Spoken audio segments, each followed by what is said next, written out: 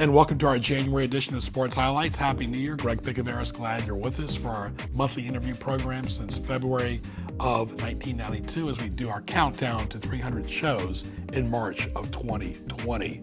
Our program airs on Mondays at 7 a.m., 2 p.m., and 7 p.m., weekends at 9 a.m. on Cox Cable 47, 517, and npstv.com, and it's shareable on Twitter, Facebook, YouTube, and so many other platforms as well in social media.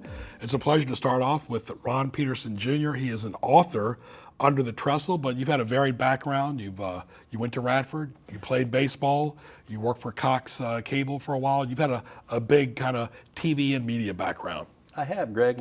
Similar to you, most of my career was in advertising, and grew up on the peninsula, went to Bethel High School, like you said, played baseball at Radford University, and also have a writing background, and one of those bucket list goals is to write a book, and managed to do that this past year. Now, when you were at Bethel, we televised one of their football games this year. Every football game, the Bethel and Coach Kaz was an event. Talk about that experience as a student, seeing and observing Coach Kaz. Yeah, well, he was always a larger-than-life guy, and worked with so many athletes there. I didn't play football, but a lot of my friends did, and was a guy who talked to his players a lot about goals, not only for football but for life. And as you probably know, a lot of them have been really successful. And put a lot of scholarships there as well. So let's talk about Under the Trestle, interesting book, and talk about along the stops when you published the book. I know we've interviewed you on the radio before. Talk about some of the media stops you made along the way. Well, I've been fortunate to have done about 4 television appearances with local television stations as well as in other parts of the state. Worked with an advertising agency, Prim & Associates in Norfolk, who did some publicity for me and was able to generate a lot of that, as well as some good newspaper articles and radio appearances as well. So the book is Under the Trestle, and it does involve a former Virginia football player, Virginia Tech, and the good, the bad, the ugly, and of course you kind of brought it to light. I did, Greg. I'd written another book, kind of a book about playing baseball at Radford the year. Kind of a funny book, kind of a Bull Durham meets Animal House kind of book, and tried to market that to literary agents and publishers. And they told me the book was not very good, but as far as a writer, that I was a pretty good writer in their words. So there was always this court case from 1980 that happened there in Radford. It was a murder trial, and it was significant because it was the first time in the history of Virginia someone was convicted of murder without the victim's body. And she happened to be a Radford University student. Over the years, I met people that knew her, that knew the killer, as well as the man that prosecuted the case and some of the state police investigators that worked it. And always in the back of my mind, I thought it would be a great book or even a great movie. And started researching it about 2 years ago. Contacted all the principal people in the case, and again, it was really a landmark case that attorneys and police officers still talk about and learn from to this day. And had a lot of support to write the book and to get the story out there. You talk about Virginia Tech, a lot of alumni from this area. Virginia Tech's always been relevant in football. This involved one of their former football players. It's been 40 years now. Let's talk about the 1980 disappearance of Gina Renee Hall and Virginia's first no-body murder trial by Ron Peterson Jr. This took a lot of time, talent, and treasure, a lot of trips to Radford from your area where you live at, up and forth, a lot of phone calls. It almost became a full-time job for you. Yeah, it was a lot of time. I'm a married wife and 2 kids, and so it was a lot of time working on that away from family, like any work you do. But Gina Hall in 1980 was a Radford University freshman. She went out one night for a night of dancing and has never been seen again. Her body, her remains, never found. But it was proven beyond a reasonable doubt that she was killed. And the story, as tragic as it is, has an interesting sports tie-in in that her killer was a former Virginia Tech football player, Stephen Epperly. His first football coach his football coach in high school was Frank Beamer in his first coaching job. And in the murder trial, which was just a fascinating trial with 30 witnesses and 90 pieces of entirely circumstantial evidence, 3 of the trial witnesses were former Virginia Tech football players. Right. Now, you did have to contact the Virginia Tech Athletic Department and talk about that process. Yeah, I did through a Freedom of Information Act, and quite frankly, they weren't real forthcoming. Nothing against Virginia Tech, but this is really a story that they don't want told. Mm-hmm. It's not an expose by any means. The story was out in the public records, newspaper accounts, and so forth. But there was not a lot of information that they would disclose with me about this particular student athlete's background. Right, folks, we've had a few authors on. It's a pleasure to talk to Ron Peterson Jr. The book is Under the Trestle, and it's available on a lot of different platforms. Talk about how people can buy the book. You mentioned Amazon as well. Exactly, and it's been an education for me. Amazon, the 500-pound gorilla out there in retail. Now more books are sold on Amazon than any other retail platform combined. So it's available on Amazon, has 5-star reviews there. Also at Barnes & Noble, I've had a lot of good cooperation from the Newport News, Barnes & Noble. We've done several events there, and they've had a real nice display for the book. Most of their staff has read it and recommends it to readers.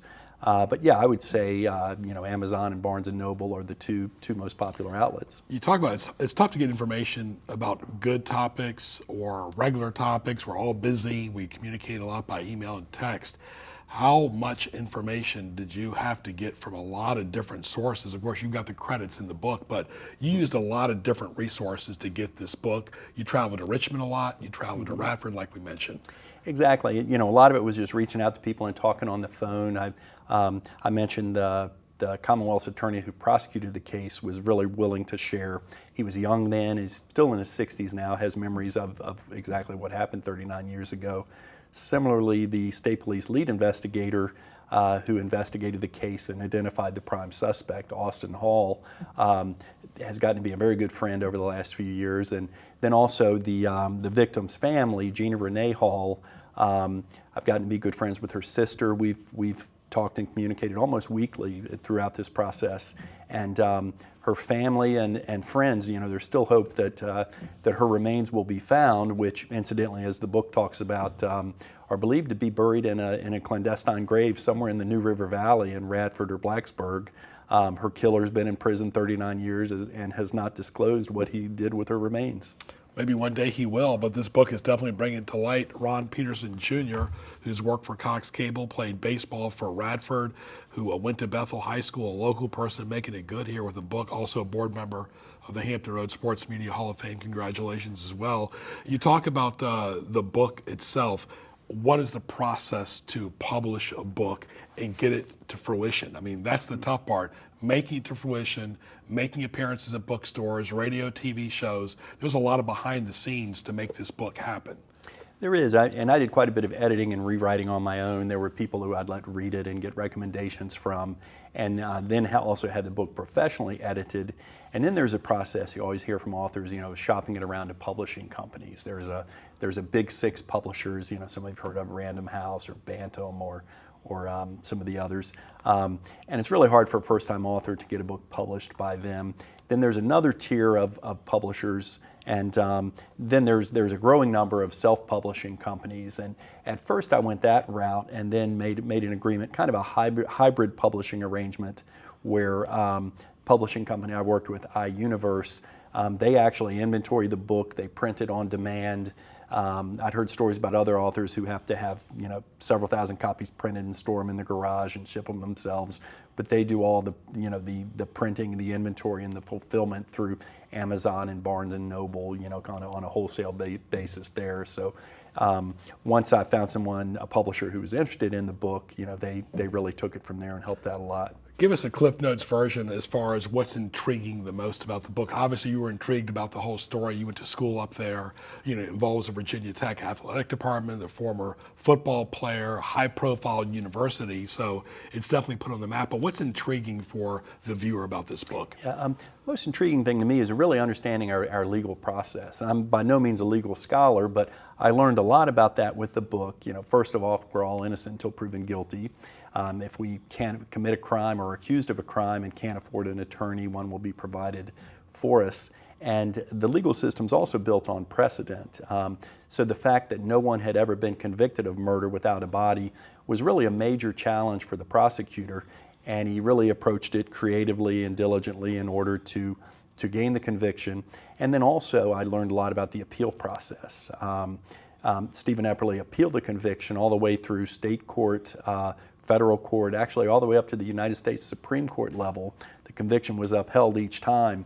And so it was just a really interesting education about what actually happens in a trial, in this case a felony trial.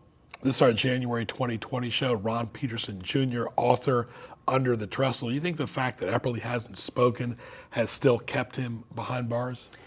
I think that's probably a big part of it. I for the book interviewed psychologists and also correctional officers about maybe why he hasn't, and I explore that in the book. But it's one of those things that exactly what you said. The fact that he has not disclosed the location of her remains is probably a big part of why he's still behind bars. How much time does it consume for you today, the book, as far as day-to-day time? Yeah. Well, now today the first half, 3/4 of 2019, we're pretty busy. Now probably just several hours a day. Actually working on another book. I've had a lot of interest from other publishers, and then also other people with some other fascinating true crime stories around the state of Virginia. So I always consider myself a sports guy, but because of the success of this book, I've kind of found myself as more of a true crime author, which is fascinating. And I like to point out the longest running show on television is television show Law and Order, which starts with a crime, the investigation, and then the trial. And this book kind of by accident follows that guideline, and I think it's a winning format with writing a book, and I plan to pursue that with some other books as well. That's quite an honor to write a book, Under the Trestle, especially you got a Virginia Tech former football player. It's a lot of intrigue in this book, and it does take a lot of time, but it's been a labor of love for you too. It really has, yep. I've enjoyed every bit of it. Well, you talk about what is your advice for an aspiring author out there to make this happen for them? Yeah, well, it's like your high school or college English teacher would tell you. We've probably all heard them say at one point or another, find a good subject to write about.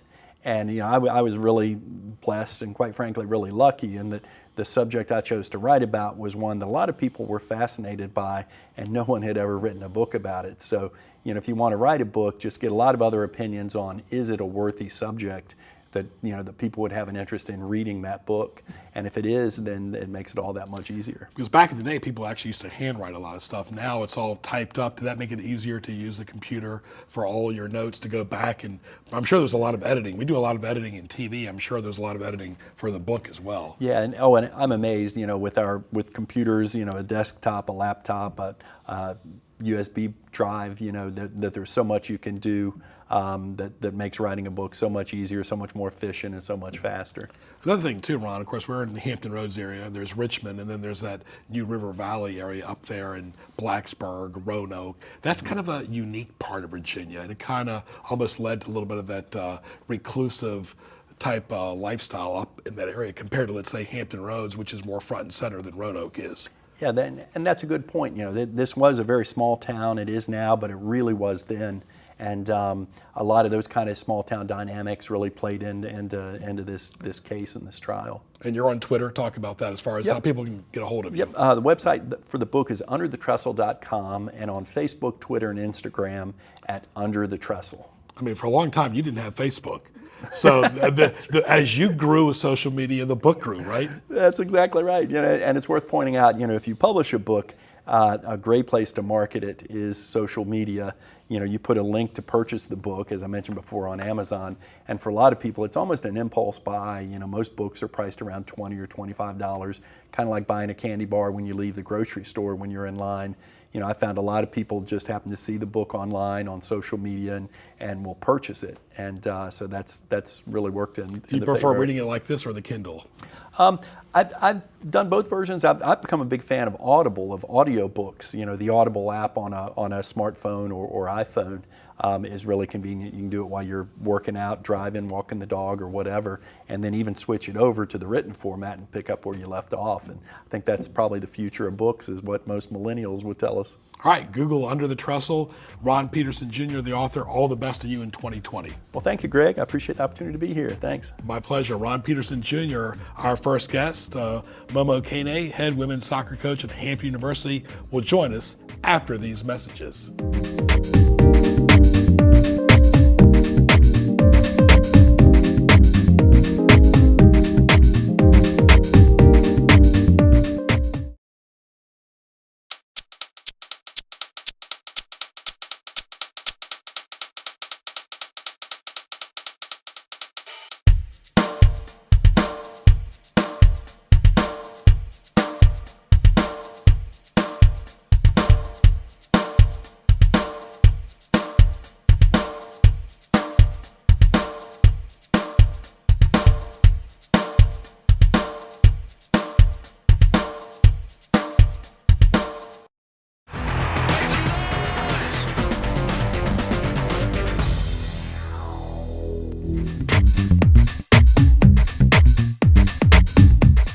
And welcome back to our second part of our January 2020 edition of Sports Highlights. Greg Bickaveris at Greg Bick. Glad you're with us. For more, log on to nnpstv.com on our countdown to 300 for our March 2020 show. This is our January 2020 show. Happy New Year once again.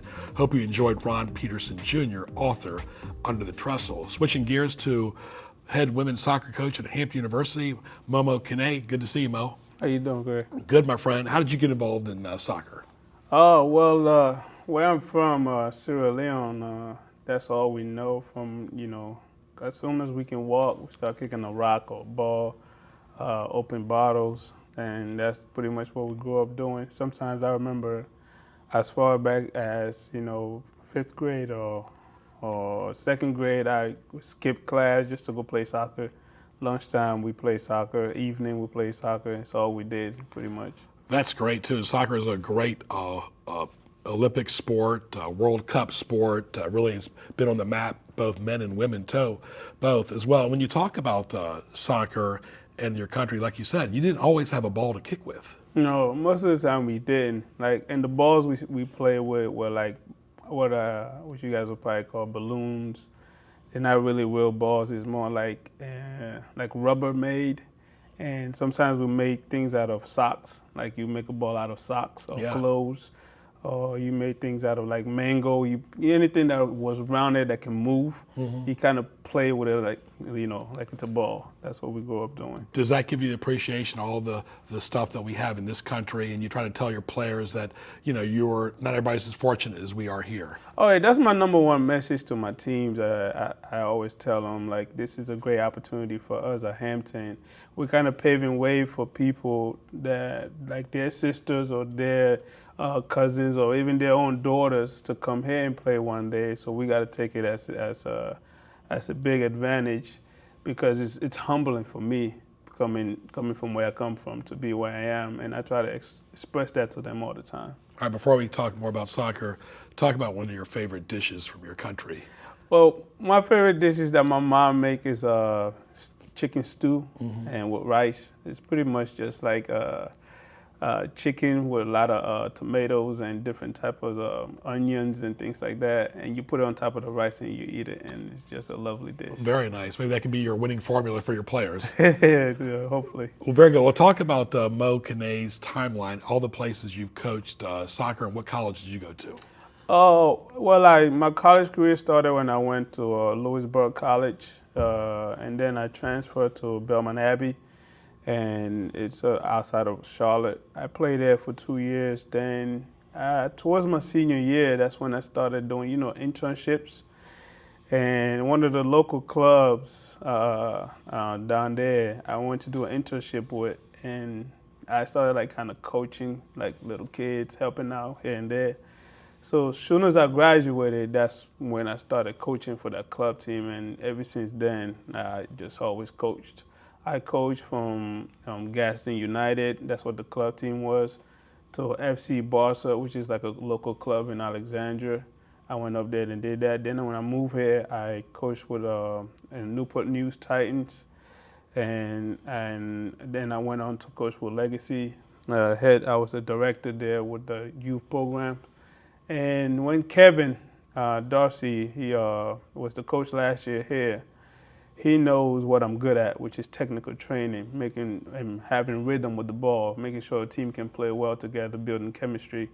He brought me along last year to be an assistant to help him out, and unfortunately things didn't work out well with him in the program, and I took over this year. Right. And of course, you have your own style, and you've seen soccer in your country, in this country. You've been to a lot of different colleges, too.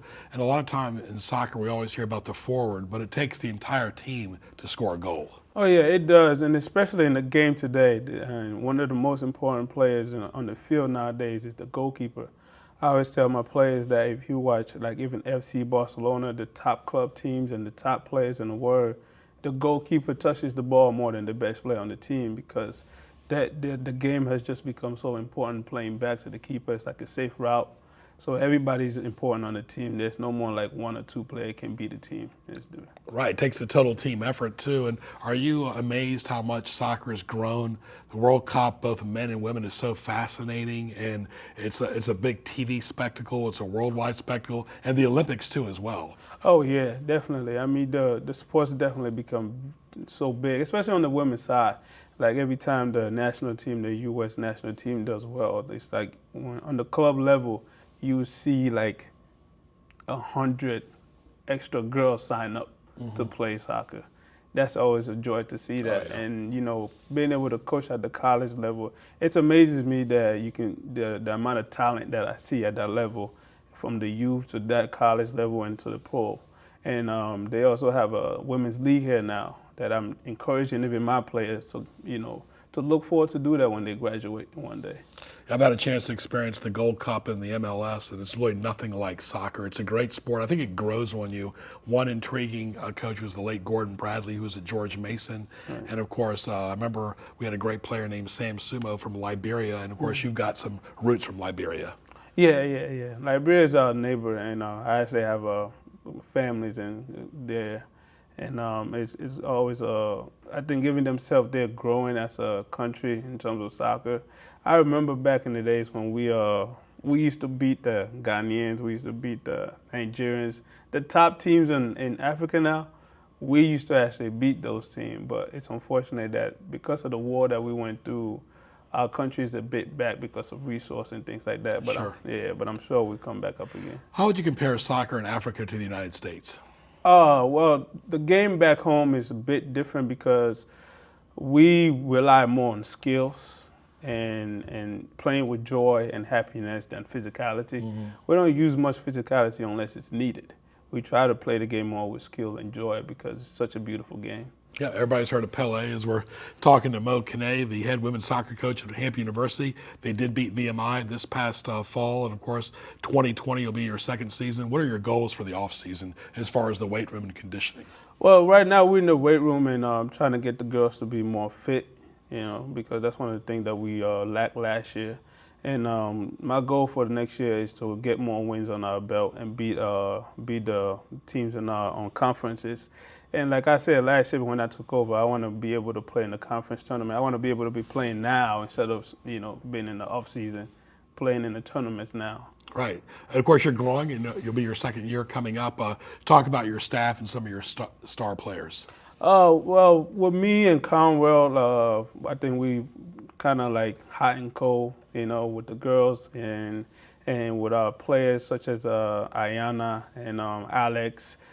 Freshmen, Michaela and what's her name again? Corey. Mm-hmm. I mean, she's a freshman but played like a senior this year. Wow. She stepped up big time for our team, and I'm looking to see the freshmen that are coming in this year, if we can have some more players like that to add to the team, to make us a better team going into next year. What did you think about your first year as the head coach? What did you learn the most, and as far as playing at home and playing on the road?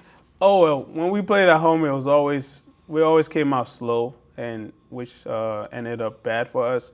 And on the road, as we got a win at VMI, and most of the good games that we played were on the road, because I changed things up a little bit, how we traveled, the things we did on the road and stuff like that, and it helped the girls out. So going into next year, I want to see if I can also do the same thing at home when we're here. What about recruiting? You have a lot of good soccer players all over the state, but you recruit everywhere, right? Right. Yeah, pretty much.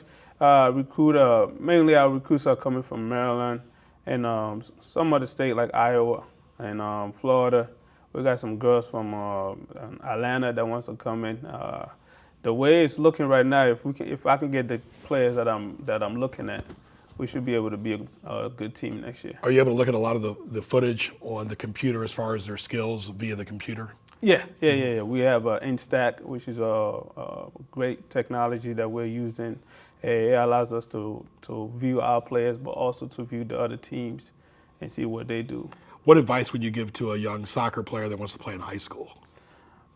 Train. I'm a trainer myself. I train a lot of kids, especially around here. A lot of the top players that gone on to play at the D1 level or D3 or D2, I train a lot of them since I've been here. Just train. Don't let anybody tell you can't play at this level, you can't play at that level. Train and work hard and you get there. Right, because when you think about soccer, it's a lot of running. Yeah, it's a lot of, you got to be in fit and a lot of be in good shape. Yeah. It's one of the, I don't want to say one. I think soccer is the toughest sport to play because it requires everything out of your body. Right, and the only person that can use their hands is the goalie, like you said. But you need depth on your roster too. You're always looking for good backups too, correct? Yeah, you got to have that. And in the past we haven't had that, but going into next year, that's what we're looking to have. It's hard when you only can play 11 players constantly, and it's a long season because like towards September to the end of the season, you're playing 2 games a week. A lot of injuries happens and a lot of things happen within that time, so you have to have a good depth. And they still have to travel and go to school too. Exactly. All right, Mo Kane, head women's soccer coach at Hampton University. The Pirates enlighten us about women's soccer. All the best to you, and great win against VMI and multiple wins in 2020. Thank you, Greg. Very good. Mo Kane right there talking about the wonderful sport of soccer, wrapping up our January show with Ron Peterson as our 2 guests. So I hope everybody has a good start to January. Happy New Year once again. Thanks to the great crew. You'll see their name on the credits at Greg Bick on Twitter. For Ray Price, I'm Greg Bick-Averis. Happy January, and we'll talk to you soon.